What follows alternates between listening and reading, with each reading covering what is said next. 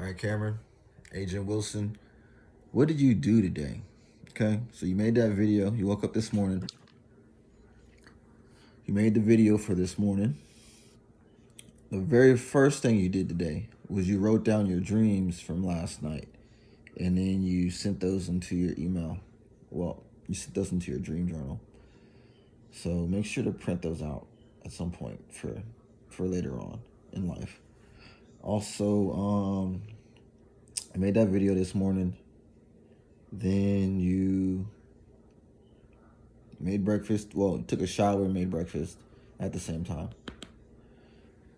Then you practiced your scripts for the first time, your Mike Ferry scripts for your real estate sales presentation. Then you basically just like watched some cartoons on the internet up and practiced the scripts, and then also watched some Mike Ferry TV up until about 12 o'clock. Then after that, you also you made sure to you were just doing some back and forth communications with the buyer and with the list, well, with the closers for your deal. Then around 12 o'clock rolled around, you went and you were going to volunteer. That was your plan for the day, was to volunteer at the food pantry and give away food. However, they texted you and said like something came up, so it was canceled, which sucks because it's definitely trying to volunteer. I don't know why I keep not having a chance to volunteer. It's weird. It's odd, strange. Then so you started working on your car. The part came in for your car at the auto store. You went and picked that up, brought it back. It started raining on the way to the store and on the way back. So it was raining. You're saying, hey, look, this is my car. This is the car I'm going to be driving in forever. So I'm going to put this part on in the rain. I don't care about no rain. It's whatever. It's just one more obstacle. Usually, I was thinking to myself, usually bad stuff happens in the rain. Like your car breaks down in the rain. And they're like, oh, no, you got to get it towed somewhere because you can't start it. Well, my thought was like, something good is going to come out of this rain. I'm going to bring my car back to life and rebirth it. So you put the part on, the new starter. It's just like you think it was just like the old one. Except when you ended up hooking it up, like nothing happened. It didn't, like you started it. You started but put the key in the car and it didn't function at all. So you took it off. Then you met some of the people in the neighborhood. You went down the street to that guy's house who lives down the street. You're gonna ask him to help you start it while you checked under the car. Didn't talk to him. You talked to the guy who rides the bikes, bike man. He and sells bikes. He seemed like he was busy, so you talked to your neighbor, Ali. He helped you out. So you let him sit in the driver's seat and turn the key while you got under the car. So you really, most people have ever sit in a car like a Mustang. So it was kind of like you did him a favor. Plus, you could have been like, hey, you go underneath the car and bang at it with the hammer. It's like, no, that doesn't make sense because he also doesn't know what to look for either. So, made a friend. That was an experience. And then the bike guy came by and he's like, you got a screwdriver. And you just didn't really want to spend too much time talking to him because he told you that his first car, he ended up stealing a lot of the parts out of somebody else's car. So you're like, man, that's like a bad story and influence. Either way, though, he came over, he's like talking to you. He's like, yeah, leaning on the car. I'm a Ford guy. You got a screwdriver. You went and got a screwdriver for the dude, even though you're kind of like you were very hesitant. Came back and he showed you actually a trick on how to start the car with the screwdriver. But come to find out, it didn't start the starter either. So, took the starter off. You went back to the store. And so while you walked back from the store the very first time, it was thunder and lightning. And raining, and you were having these thoughts from a long time ago. You were listening to John Maxwell, and John Maxwell says, like, when you have a dream, you're probably the very first dream you have wasn't your own. You know you have a dream when no one else has to tell you it's what to do. It's no one else has to show you what your dream is, or they don't have to guide you on it. So you started realizing, like, there were a lot of dreams you had in life that people who were crabs pulled you away from. Like John Maxwell was saying, like, or John was saying that when you have a dream and you tell other people, it brings them out of their comfort zone to realize how far they are from their dream. And so they'll try to take your dream away to bring themselves back into their own comfort zone. When he said that, that unlocked something inside of me. It made me understand my dad and why my dad was always not supportive of my dreams. It made me understand that my dream as a real estate agent, as a real estate investor, which I've been on since I was 14, is my own dream. But I've always, like, for the past 10 years, I may not have consciously acknowledged it, but I have always lived my own dream in life. So where I'm living at now is still my dream. Ooh, my voice trembled a little bit, so it's like something to pay attention to when I listen to this back. There's some emotions in there. And then also some of the other dreams I had that the people around me pulled me out of. Owning a home in Puerto Rico. My friend who I met in the military, he told me not to buy a home in Puerto Rico because of the hurricane. I had the money to do it. Come to find out, now Puerto Rico is an opportunity zone. The mentors that I had seeked and found after I met my friend, they all bought properties in Puerto Rico. I was going to seminars, people were talking about go to Puerto Rico. And years before that, my intuition was to buy a house in Puerto Rico. I really liked it there. I liked the culture, the people, the women. They thought I was Puerto Rican, which is cool because I could just fit in and speak Spanish. Like, yo sé español. And I thought, like, yeah, I can do it. And it's affordable. I can get a house for like $30,000, somewhere around there. He said, you don't want to have that dream. That wasn't his dream, which is why he moved out of the Commonwealth. Another dream, have my own mastermind. My brother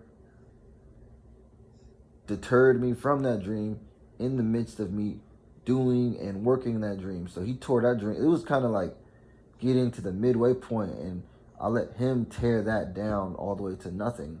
Well, it wasn't all the way to nothing, but tear it down a lot. I ended up letting it fall apart. Another dream was to advocate for real estate.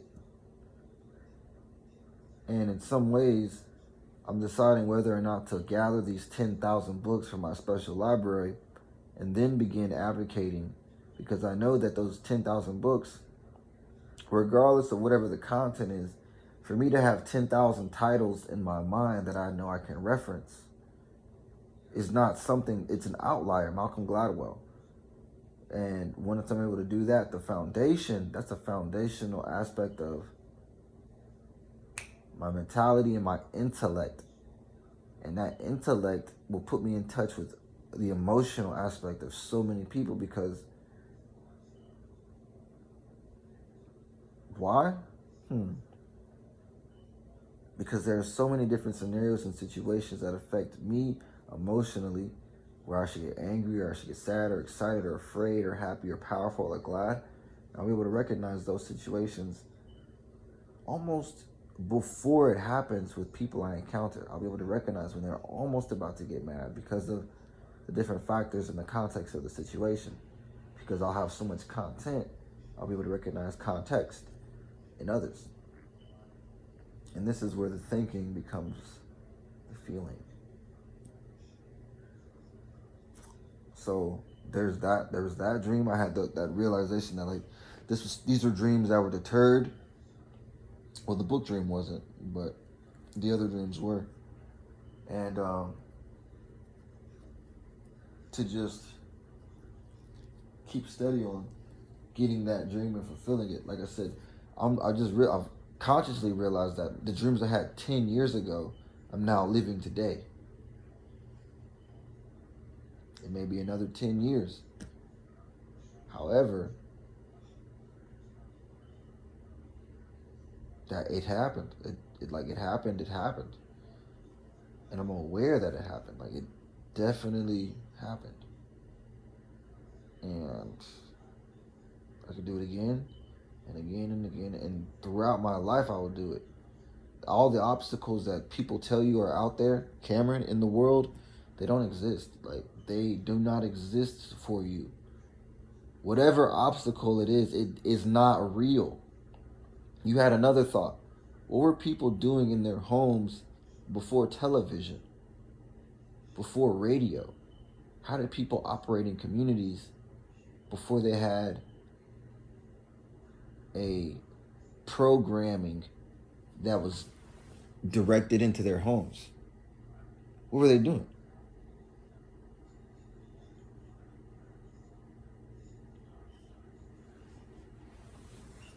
You're afraid to say what they were doing.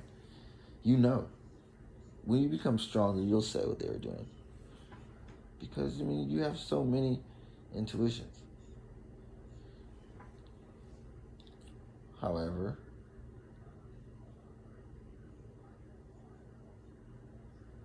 they definitely have more. They have books, and they talk, and they talked, and they probably talked about ideas. And those ideas were just localized. They weren't globalized or nationalized. What else did you do today? You took that part back to the store and you got your money back in spite of the fact that you weren't supposed to get your money back. However, you traded in your starter for a credit. When you asked for the credit back along with your money, they told you that they had sent the starter to the recycling facility or wherever. So basically they sent it off and you couldn't get it back. So you lost that money that you had given to them when you originally bought the starter. So not only do you not have a starter for your car, you also don't have the starter that you took off of the car. Which is bad because now you don't have anything that actually fits in that slot. You also needed to buy new bolts. So you didn't get those. You needed a wire stripper and a compressor so you could repair one of the wires. So you bought a tool. And you bought some of the clips. You didn't order any business cards, even though you had a feeling you needed to.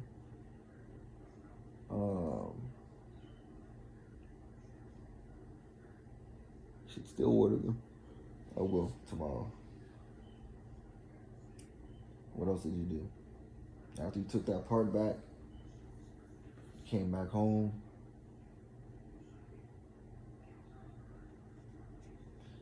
You made breakfast, and you made dinner. You made dinner of rice, beans, ramen, a burger. You ate it slowly while listening to the Hispanic music channel and realizing that many of the Hispanics in Atlanta live in Smyrna, Buckhead, and Sandy Springs. No. Athens, Sandy Springs, and Buckhead. Yep. That's where they live. Well, that's where they're advertising, so that's probably where they live. Like, I think Jimmy Carter is also somewhere on the way. Um, what else did you do after that? Took a shower, and you did your very special thing. Well, yeah, I don't know. I mean, plenty of people do this, but you've made about five or so. We've made 6+ audiobooks. So what you like to do is, since we all know, oh, you also talked to your cousin Jordan, and you were trying to sell him on why he needed to commit to what he said he was going to do, which you also need to commit to certain things. Why he needed to follow through on getting what he said he wanted to get when he asked you to get it. Like a course, he asked you if he could pay you for a course, and you were like, okay, sure. And then you followed up with them, like, hey, look, yeah, go ahead, let's get started on this. So send me the money for the course. And he said, no, I'm good. He said, I'm good. And I'm like, bro,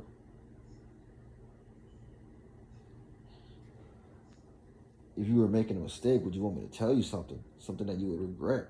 He was like, sure. And I was like, yeah, take your head out your ass and get the course. But you think I'm like, it was your idea to ask me about it. Then he called me up. He was like, I just said that because I'm just living in the moment. And I'm living in the moment right now. And so have you ever heard of Sadhguru? Which is so interesting because, yeah, Sadhguru is some person that I've been to his facility. I didn't tell that to my cousin though, because he just discovered Sadhguru, and I actually have some of his books. So I was also thinking that these influential people, they definitely are getting around in the stream of consciousness of like the people here in America. And he had like some really great insight. Like some of these people, you just gotta follow them for about 3-4 months, see what their platform is, whatever they're advocating, and then move on. Which I was like, man, that's about true. I mean, well, and then I realized that Sadhguru, he's advocating what he does his entire life, but that's not who he is as a person. That's just his platform that he has built for himself. And I realized that that's what all of these people are. John Maxwell, I put him in the same category. He talks about leadership. But that's not who he is as a person. That's not, like, if I was to meet him, that wouldn't be his, like, it's funny that we call these type of people personalities, even though what we see about them through their own media channels is not their personality. It simply is their presentation. Yep. Mike Ferry says it's about the presentation. So, you just made that connection. That's why you should finish reading the dictionary. You do more of those things, that'll give you another mental model.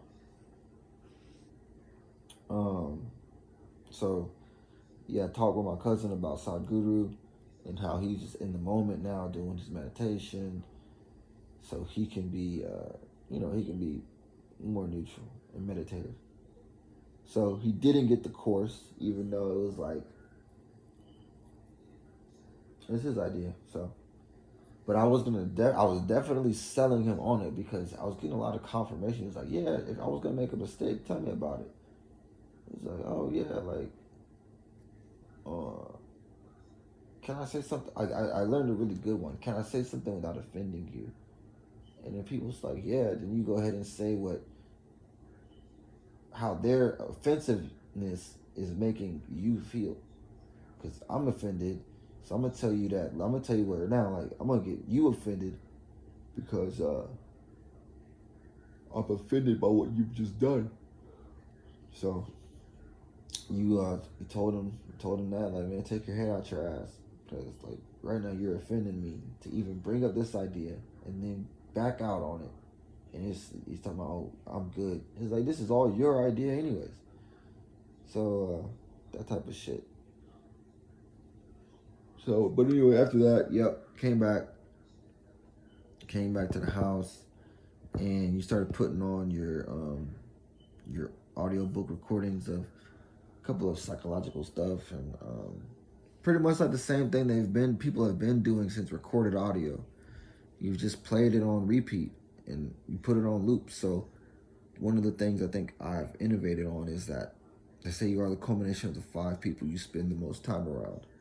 So what I've done is I've made 6+ audiobooks and put them on loop of me reading all great authors' works. And it doesn't matter if I'm specifically listening to the person, I'm getting them speaking to me subconsciously, which we're like icebergs. Most of everything is happening subconsciously. So even me doing this vlog, video journal, it happens. The stuff I'm speaking on is occurring to me subconsciously. It's not an intentional thought, but it is intentional action. And so those 6 audiobooks will influence my decisions here and home, and then as I prepare myself mentally, emotionally, physically to go out into the public, I'll have those reserves. And this is why it's important to have your own journals and diaries and content and pictures to create a mental reserve for yourself. So, before making this, I thought I didn't do anything worthwhile today. After doing this, I have realized there were some great insights. One I didn't mention was that I want my life to be more intense, the intensity of my life to increase. Because with the way my mind works, because it works so fast, the more intense my life is, the more in tune and in step I'm able to organize my thoughts. And I realize that because when I'm on the phone with somebody and I'm talking to them for a long enough time, eventually they will get another call,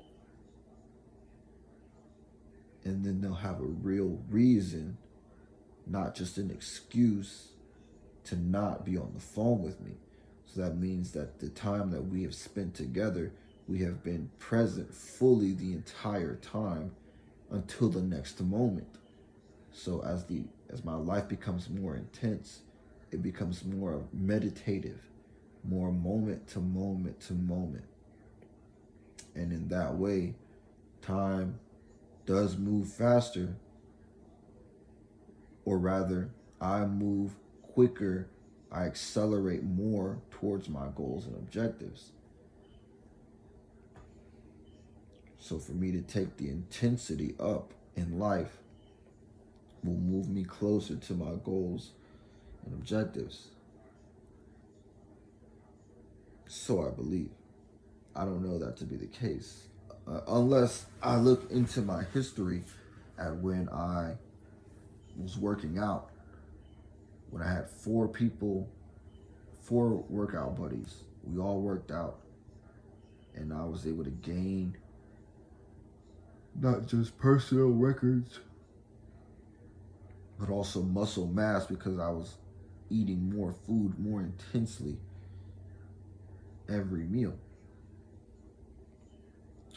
And in that way, I gained more muscle than I've ever gained before or since because of the intensity. I can recreate those settings as I stay stable and continue to increase the intensity by the output and productivity of the work I do. I made goals to door knock. Those goals consisted of 1,000 business cards last month, 1,000 business cards this month, 1,000 business cards next month. It is now August the 11th. You've given out 500 business cards and there are 20 days left. in the month. If you continue at this pace, technically you could give out 1,500 business cards. However, what have you really done with those days where you didn't, like today, you didn't give out any business cards? Could you? If you didn't waste time being lazy, watching cartoons, you could have in that time and studied your scripts more. So when you made that plan, you ignored the plan you had made at the beginning of the year for your specific production goals, which at a minimum was 13 transactions. You haven't done any transactions this entire year. So why would you make a production goal, a new production goal that does not bring you closer to your yearly goal? And in that way, you will have to decide for yourself to continue doing either 1,000 business cards next month as well, and then the month thereafter,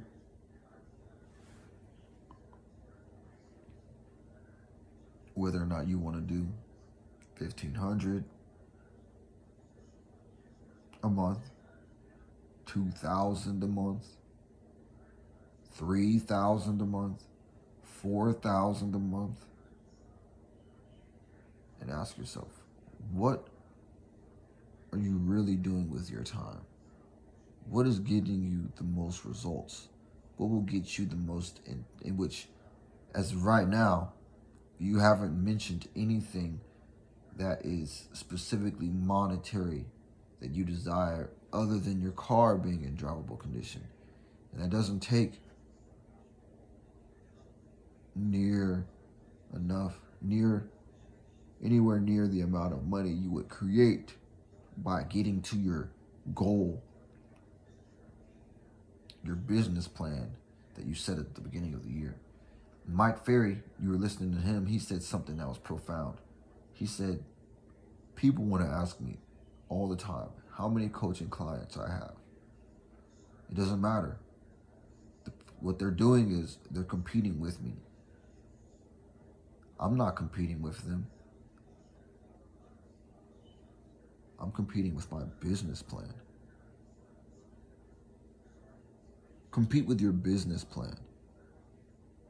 And right now, the output that you're outputting is not in competition with your business plan.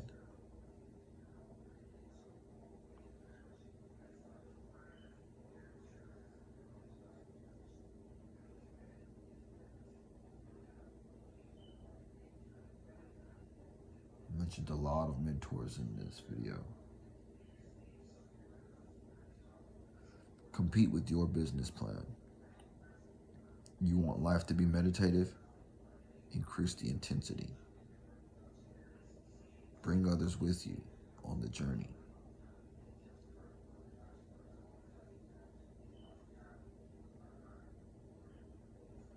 You reached out to your friend in San Diego and you shared with him many of the things you learned with John Maxwell on protecting your dream, because he shared with you how he's moving into real estate because he's awakening to that being his dream of buying homes. And you were talking with your broker about buying $40,000 and $50,000 homes, which are rentable for $800, 20% returns on investments in a safe neighborhood, potentially. And you were explaining how you needed to go investigate, check out the schools, the restaurants, the bars, the grocery stores, the safety of the neighborhood at night. You can't do that without a car.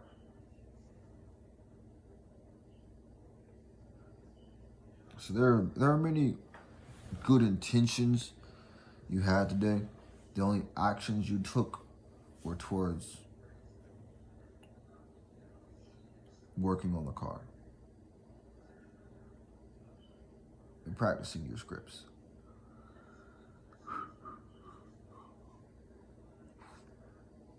Good intentions move you downhill. Intentional action moves you uphill.